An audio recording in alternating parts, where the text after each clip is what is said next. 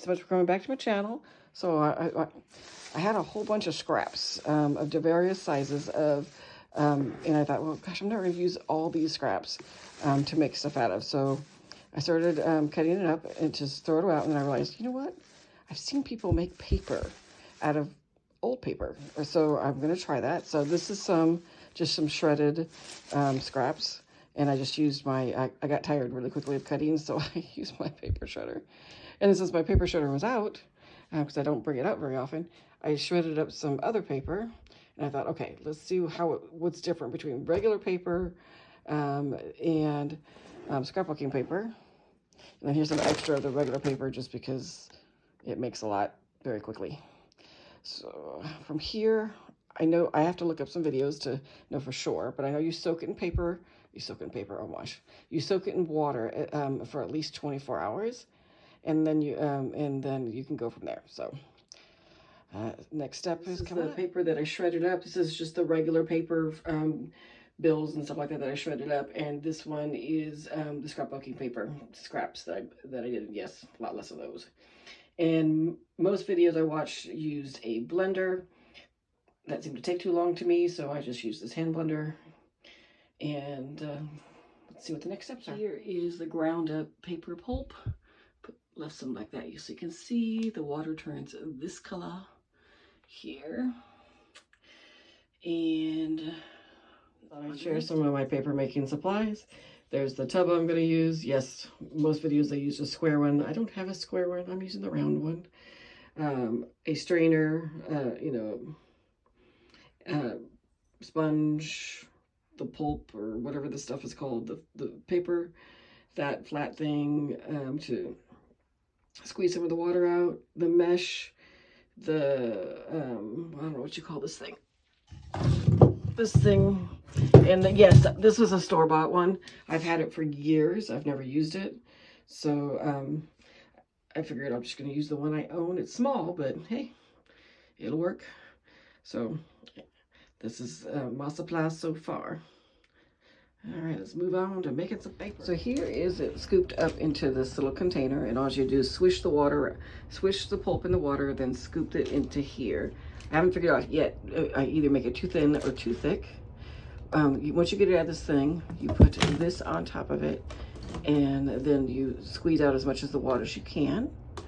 And then from here, on a towel, I'm in my tiny little bathroom. And so I can only make 6 sheets at a time, so this is taking forever.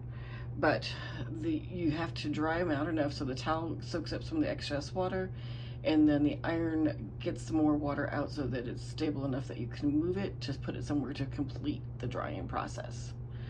Alrighty, I'll show you this. I'm going to show you what this looks like. So I've taken it out of the little mold part, and then I put this on top, and then I just take this little thing and squeeze out as much of the water as I can. Sorry, it's hard to do one-handed. And the great thing about this is if you really mess up your paper, you just put the whole thing back in to water and you start all over again. This is not a quick process by any means.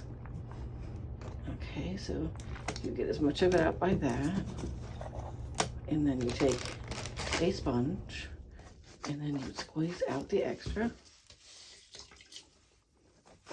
until it was enough is out that you can release it from this without ripping it to shreds.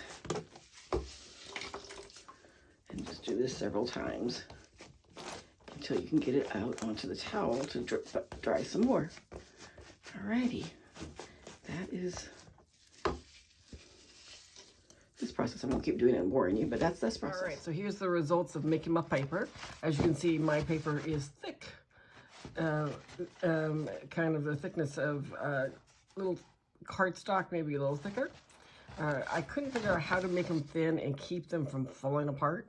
I think doing this in the summer would be better because it would dry quicker and less. I definitely did it when it was raining, and that was not a good idea. But here's some of the paper that I made. This one here used dried flowers that I had from at home. Some of it, as you can see, is this one was like the paper from where I put all the scrapbooking paper together, so it comes up with little colored dots. The other one was that I tried the flowers and stuff in was just the regular paper, but you can see there's a little bit of paper. I definitely have some practicing to do. Would I do this a lot? No, this is a lot of work. Would I do this on occasion? I would, if I wanted some special project to do or some other kind of texture in a project. So worthwhile to do if you like this kind of stuff, but definitely not something I would do on a regular basis. See, this is when I made it thin to try and make it thin like paper, and these crumble really easily. So I put holes in things. So anyway, but these are the end results of the paper. It'll be good for putting another texture in a project. But anyway, this is the final result. I hope you found this interesting. There's a lot of YouTube videos on how to do this. So I didn't do great detail on my videos because, well, I'm just a beginner and don't really know what I'm doing. But I do appreciate you for checking out this my channel and my little paper project here. Hope to see you soon. Talk to you later. Bye-bye.